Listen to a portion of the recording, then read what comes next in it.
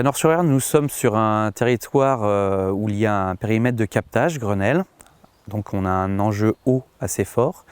Et pour ce fait, on a décidé de créer un GI2E sur l'agriculture de conservation pour améliorer nos pratiques et essayer d'arriver à avoir une meilleure efficience de l'azote et éviter que cet azote percole dans la nappe.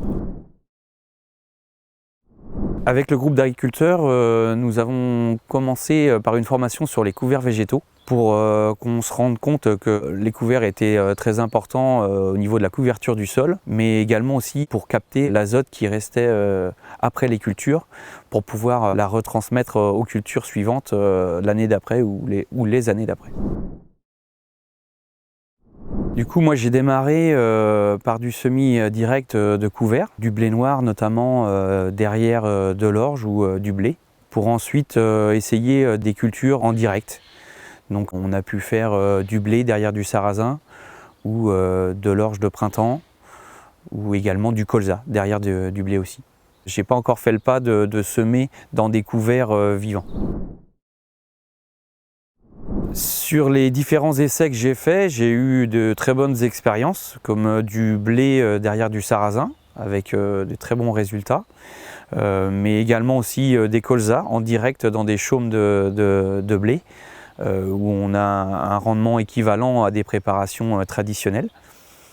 Et par contre, j'ai aussi quelques échecs sur des semis de couverts derrière des céréales, où on avait un manque d'humidité et où ça a mis très longtemps à lever et du coup trop tard en saison.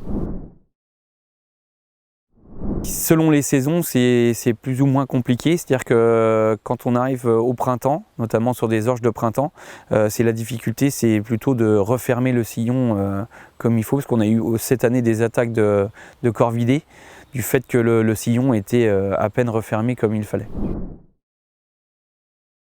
Je pense qu'il faut déjà commencer par se former, puisqu'il y a des gens qui font ça déjà depuis quand même maintenant plusieurs années, voire dizaines d'années. Je pense que c'est quand même intéressant de consulter ces gens-là et de se former auprès de ces gens-là pour éviter de gros échecs dès le départ. On se rend compte qu'il faut quand même une certaine organisation si on veut éviter les échecs, c'est-à-dire qu'il faut semer assez tôt après la récolte de la culture et ça nécessite quand même une organisation importante et d'intervenir très vite pour essayer de garder un peu l'humidité résiduelle dans le sol. Et sur le semoir de semis direct, ça nécessite aussi des réglages plutôt très fins pour essayer de placer la graine vraiment au bon endroit et surtout bien essayer de refermer le sillon.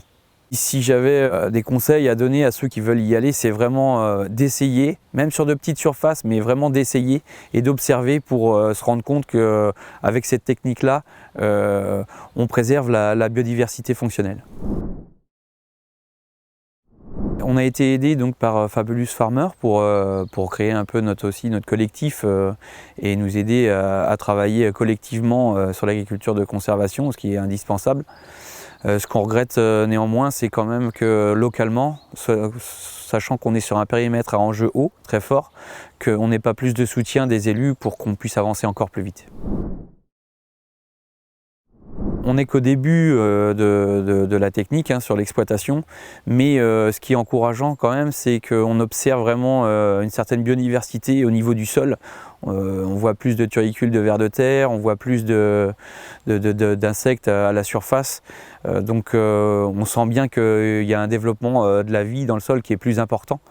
Donc ça c'est assez satisfaisant et ça mérite de persévérer pour aller de plus en plus loin dans l'agriculture de conservation.